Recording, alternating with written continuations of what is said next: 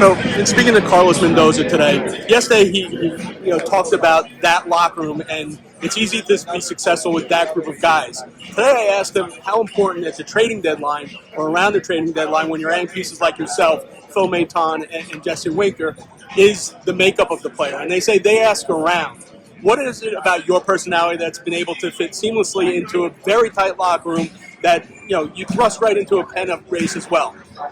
I don't know. I think I'm a pretty laid back guy. I think I kind of like mesh into pretty much anywhere. I would think, but I think it's just a good group of guys. They're super welcoming, like super helpful. Like when you try to get used to a new place, like everybody had some good insight as to like how to maneuver New York, because New York's obviously not like, it's not the easiest place in the world to like come for the first time and like try to figure out how to like live and do your thing. So I think part of it is like all the guys, they're good dudes. They're guys that want to be helpful. They want to like take care of their own. And it's a good vibe in the room for sure. You've also been known as a high leverage reliever.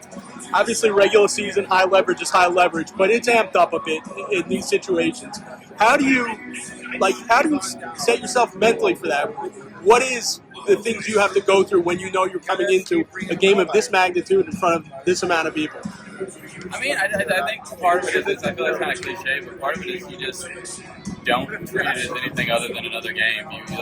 You obviously know the situation is different, but like you can't make it bigger than it already is. I think like people get in trouble when they try to like create extra pressure for themselves when there's already the innate pressure of the game anyway. So I think part of it is experience. I've done it. I've played the playoffs like a bunch of times, so I kind of know what to expect.